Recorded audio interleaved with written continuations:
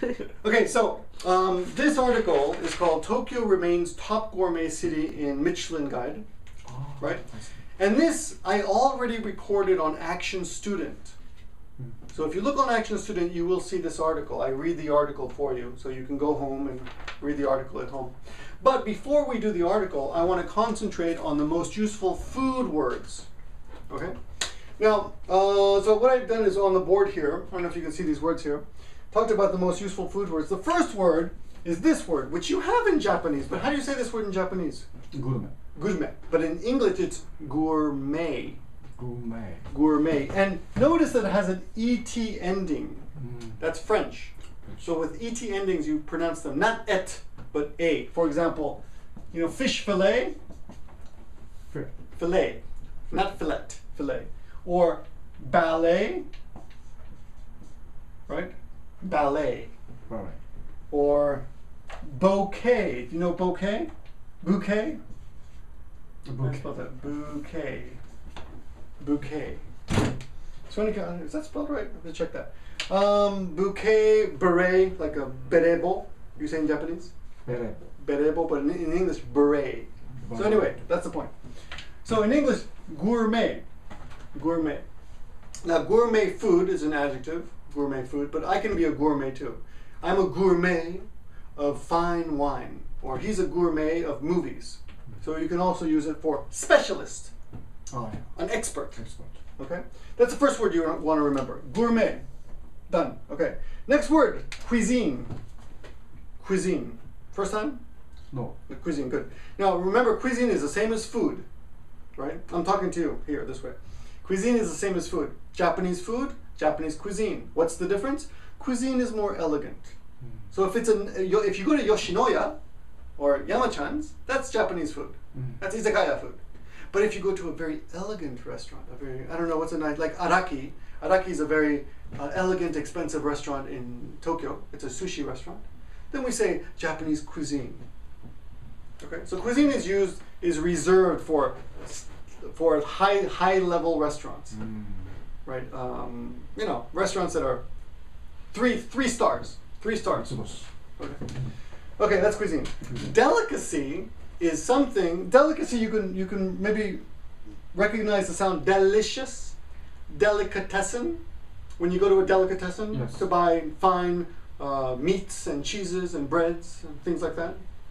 So delicacy are also kind of, as you say in Japanese, up, right? It's kind of a higher standard of food, a delicacy.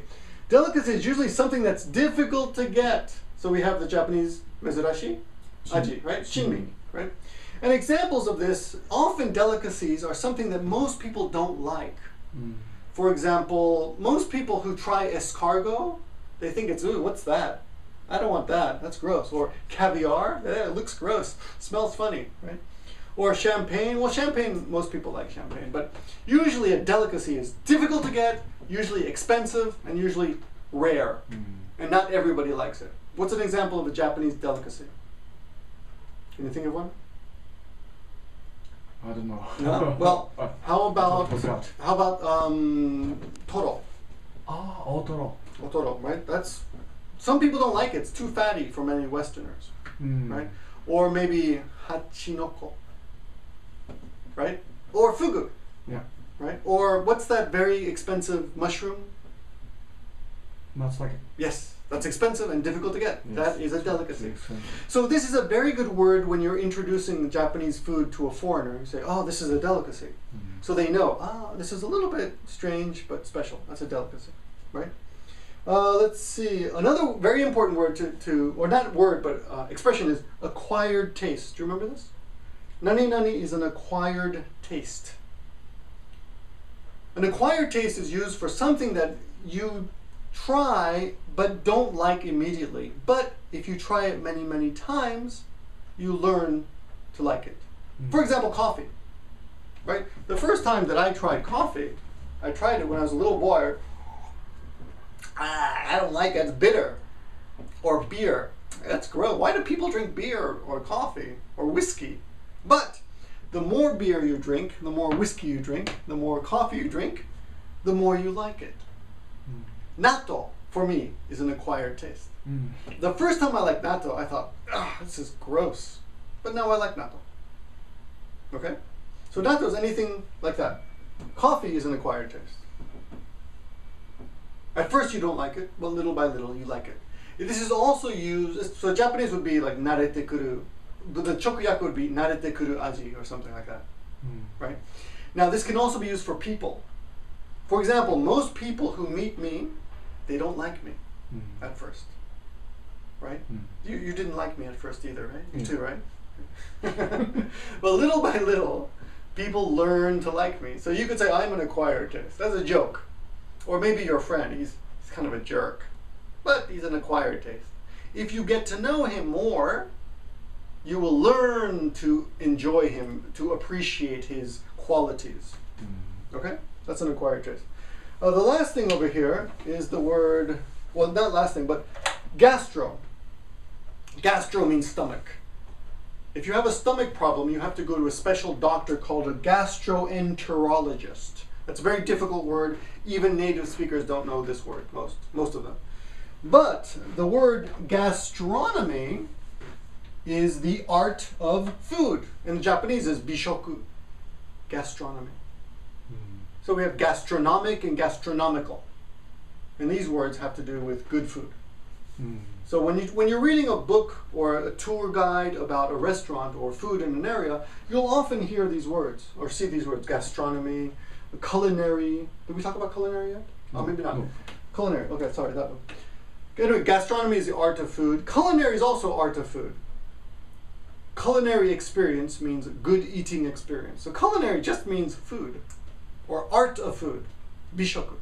Mm. The artistic level of food. Not just eating, not just food, but culinary. So you might hear this experience, you might hear or read this sentence.